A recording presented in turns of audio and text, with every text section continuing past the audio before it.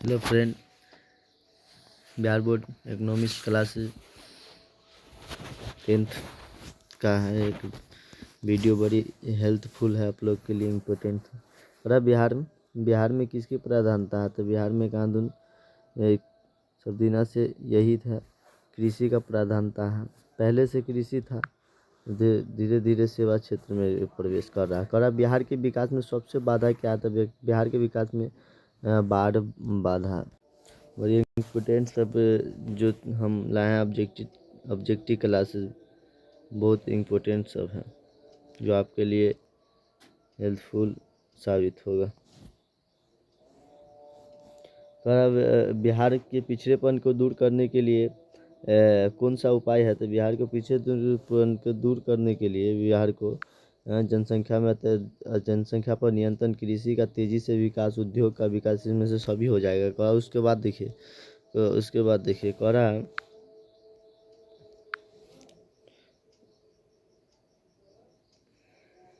बिहार के विकास में सबसे बाधा क्या था? बिहार के विकास में सबसे बाधा है बाढ़ है। उसके बाद ये हो गया था। इसमें से सभी बिहार के आर्थिक पिछड़ेपन का प्रमुख कारण क्या था? आर्थिक पिछड़ेपन का ऊपरी उनसे सभी हो जाए। सूखा एवं बाढ़ का प्रकोप, जनसंख्या में अत्यधिक वृद्धि, कृषि पर अधिक भार, ऊपरी उनसे सभी हो जाएगा फ्रेंड।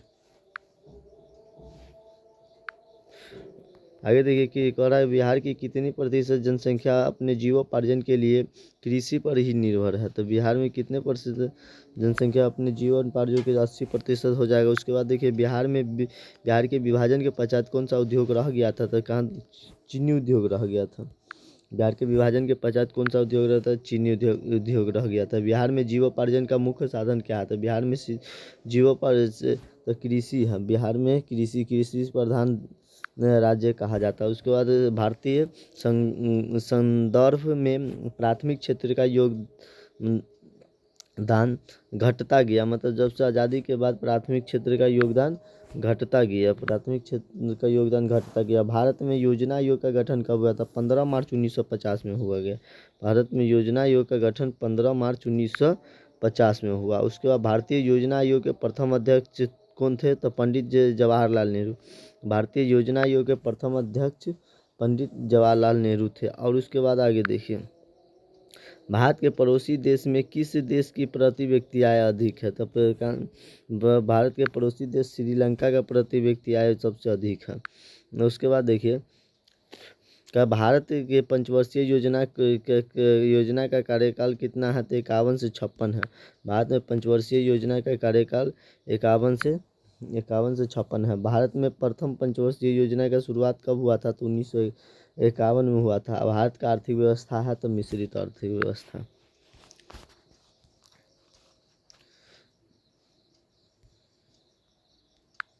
उसके बाद भारत में नीति आयोग को 1900 जब प्रधानमंत्री बने 2015 में, तो नीति आयोग का स्थापना किया गया। भारत में योजना आयोग का गठन 15 मार्च है, लेकिन इसमें गलत दे दिया है। 15 मार्च 1950 में देना चाहिए, तो इसमें गलत है। वो 19 मार्च आगे देखिए, सॉरी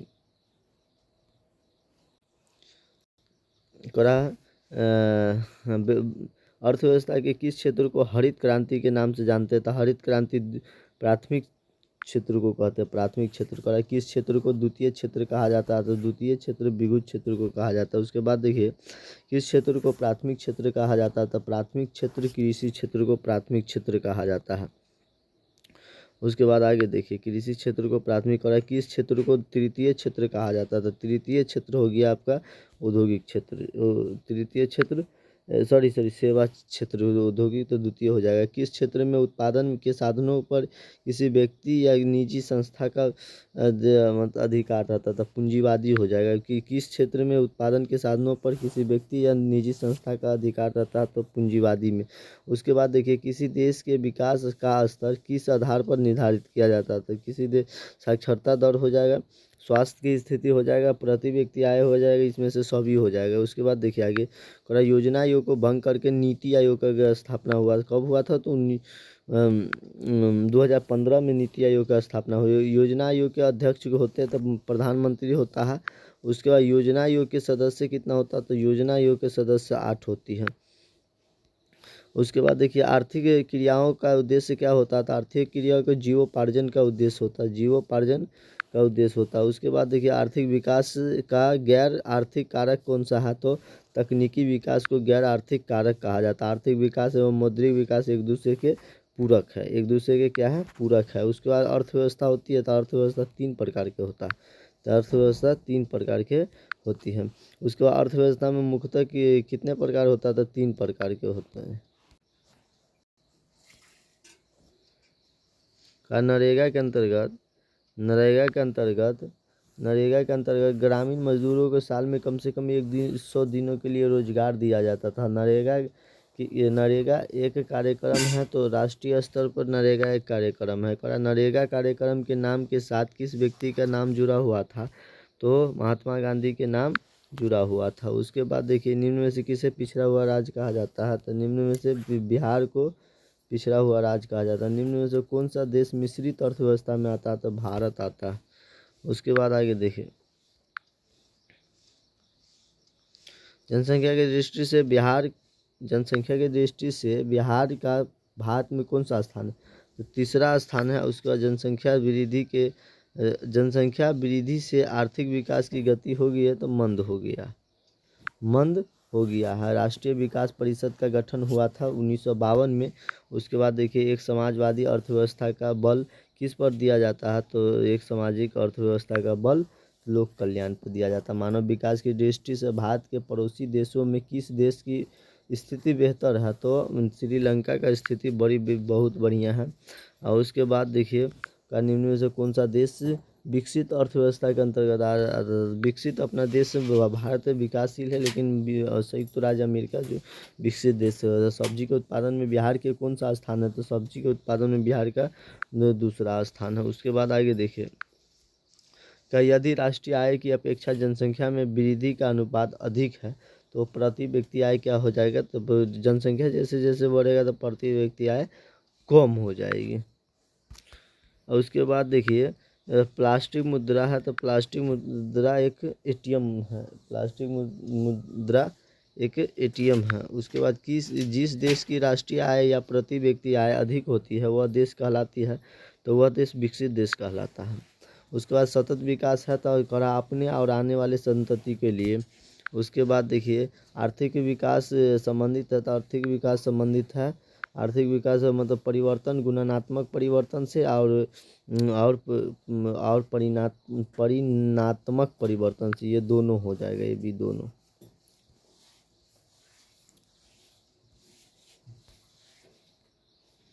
और अब अंग्रेजों ने भारत का अर्थव्यवस्था का शोषण किया।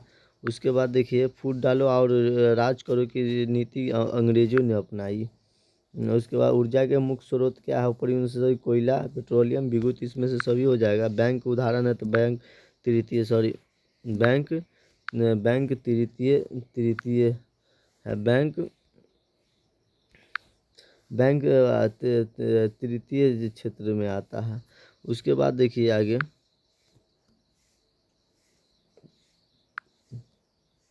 उसके बाद का साहित्य दृष्टिकोण से विकास और वृद्धि में अंतर है। कोई अंतर नहीं है, गलती बोला गया, कोई अंतर नहीं है। उसका स्वतंत्रपूर्ण भारतीय अर्थव्यवस्था कृषि प्रधान थे। उसके बाद मानव पूंजी के प्रमुख घटक ज्ञान, कौशल, अनुभव, इनमें से सभी हो जाएगा।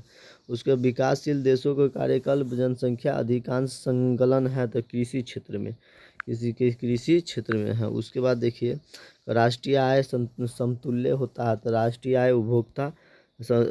आय समतुल्य होता है, तो उपभोक्ता व्यय और विनियोग व्यय के योग होता है। राष्ट्रीय आय समतुल्य होता है, उपभोक्ता व्यय और विनियोग व्यय के योग होता है। अगर राष्ट्रीय आय की गणना की विधि है तो हो जाएगा, ऊपरी में से सभी हो जाएगा। राष्ट्रीय आय की गणना विधि, उत्पादन गणना विधि, मूल्य योग विधि, व्यवसायिक गणना विधि, ऊपरी में से सभी हो जाएगा। राष्ट्रीय आय राष्ट्रीय आय मापने की उत्पादन एवं आय गणना विधि आर्थिक दृष्टिकोण से है, राष्ट्रीय दृष्टिकोण से इसमें से सभी हो जाएगा।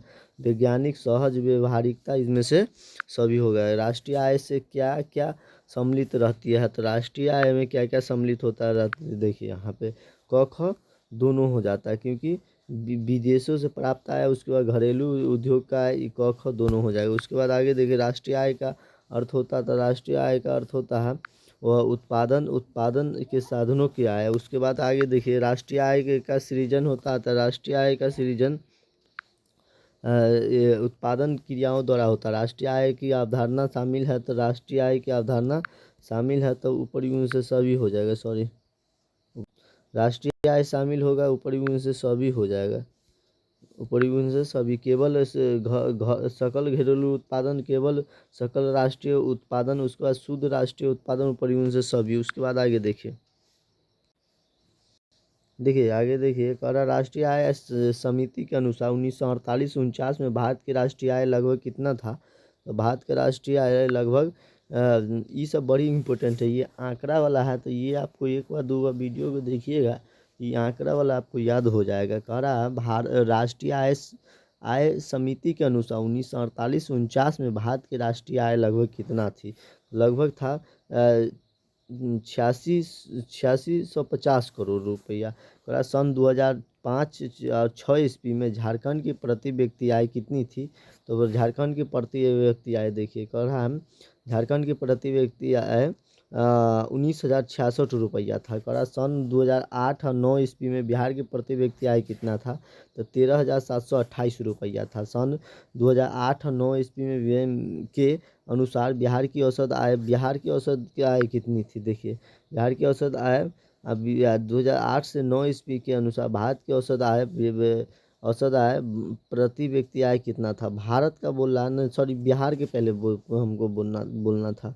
उसके बाद देखिए सन 2008 और 9 ईस्वी के बिहार के प्रति व्यक्ति आय कितना था, तो बिहार का प्रति व्यक्ति आय 13,728 रुपया था। सन 2008 और 9 ईस्वी के अनुसार भारत की औसत आय, देखिए भारत और बिहार में अंतर है, क्योंकि भारत देश है और बिहार एक राज्य है, तो इसमें 25,000 है गया, उसमें 13,000 है, और ये 25,494 रुपया मतलब भारत में के प्रति एक व्यक्ति आया था 2008-9 का, अभी तो बढ़ गया होगा। उसके बाद देखिए आगे सन 2005 और 6 ईस्वी में पंजाब की प्रति व्यक्ति आय कितना था।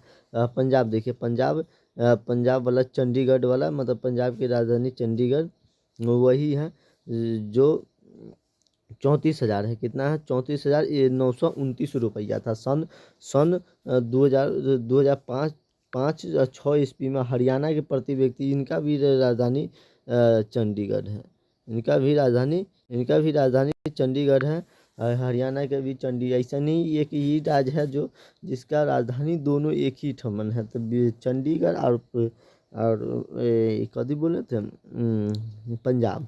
अब देखिए यहाँ पे हरियाणा के प्रति व्यक्ति आय पूछ रहा था, हरियाणा का प्रति व्यक्ति आय 38,832 रुपया होगा। उसके बाद आगे देखिए वर्ष 2005 और 6 ईस्वी में निम्नलिखित में किस राज्य के प्रति व्यक्ति आय अपेक्षाकृत अधिक रहा, तो 2005 और 6 में गणना के अनुसार महाराष्ट्र की प्रति व्यक्ति आय बड़ी सहज रहा है, महाराष्ट्र, सॉरी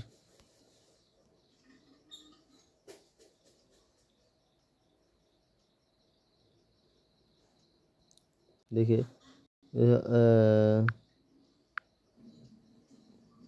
चालू हो गया, वीडियो बनाने में तो दिक्कत होता है।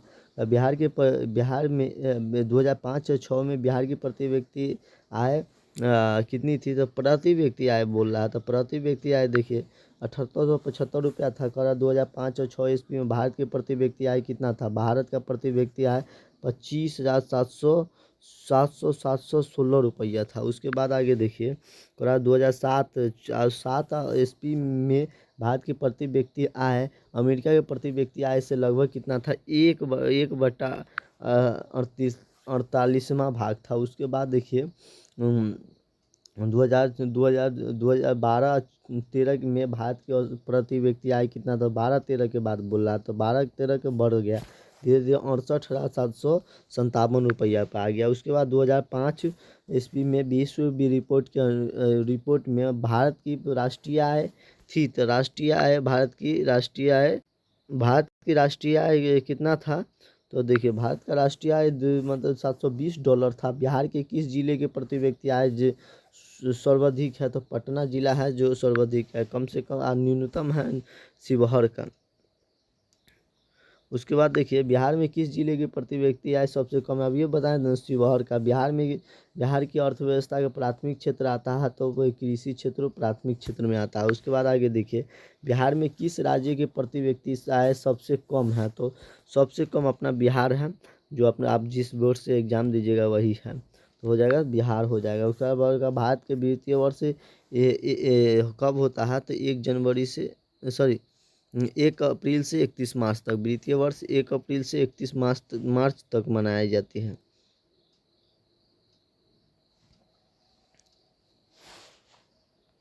उसके बाद आगे देखिए, उसके बाद कह रहा है, एक बार देखिए कह रहा भारत की किस राज्य के प्रति व्यक्ति आय सर्वाधिक है, तो गोवा कहेगा। भारत एक राष्ट्र है, तो एक विकासशील राष्ट्र है।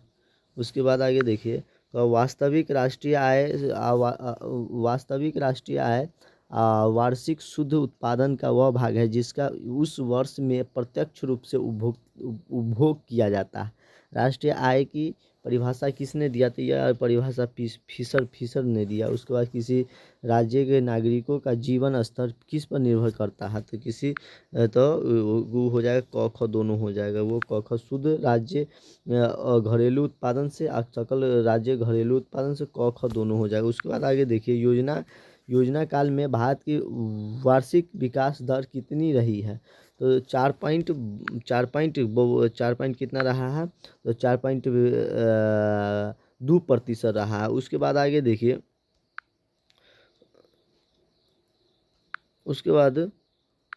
देखिए, उत्पादन गणना पद्धति का प्रयोग सर्वप्रथम किस देश ने किया, तो ब्रिटेन ने किया। उत्पादन गणना पद्धति का प्रयोग सर्वप्रथम ब्रिटेन ने किया। राज्य घरेलू उत्पादन का आकलन कैसे किया जाता है, तो क ख दोनों से किया जाता है, स्थिर मूल्य पर, वर्तमान मूल्य पर, क ख दोनों से हो जाएगा। उसके बाद विदेशालय का रिपोर्ट के अनुसार सन 2008 और 9 ईस्वी में भारत के प्रति व्यक्ति आय कितना था, तो 25,494 था, 25,494 उसके बाद आगे देखिए का दादा भाई नौरोजी ने सर्वप्रथम दादा भाई नौरोजी सर्वप्रथम राष्ट्रीय आय की अनुमान लगाया था, तो 93 में लगाए थे। 1993 में दादा भाई नौरोजी ने सर्वप्रथम भारत का लगाए थे। 1893 में लगाए थे। उसके बाद देखिए भारत की राष्ट्रीय आय की सर्वप्रथम अनुमान किसने लगाया था, ये बताए थे दादा भाई नौरोजी। और उसके बाद कह रहा वह पारिश्रमिक है जो किसी कार्य के बदले दिया जाता है, तो उसे हम मानसिक और तीनों हो जाएगा, मानसिक और शारीरिक, ये सब तीनों हो जाएगा। उसके बाद आगे देखिए श्रम का पारिश्रमिक कथी होता है, मजदूरी कथी लेता है, तो मजदूरी श्रम के लेबर क्या लेता है, तो मजदूरी लेता है, तो इसलिए मजदूरी हो जाएगा। उसके बाद देखिए पूंजी का पारिश्रमिक होता है, पूंजी और जखनी दिया तो ब्याज हो जाएगा। उसके बाद आगे देखिए थोड़ा भूमि का पारिश्रमिक होता है लगान, भूमि का होता है लगान। उसके बाद गरीबी को जन्म देता है, गरीबी का कुचक्र किसने दिया, तो रैगनर नक्श ने दिया। उसके बाद देखिए विकसित राज्यों में ऊंची होती है, तो विकसित प्रति व्यक्ति आय होता है, विकसित राष्ट्र में प्रति व्यक्ति आय होता है।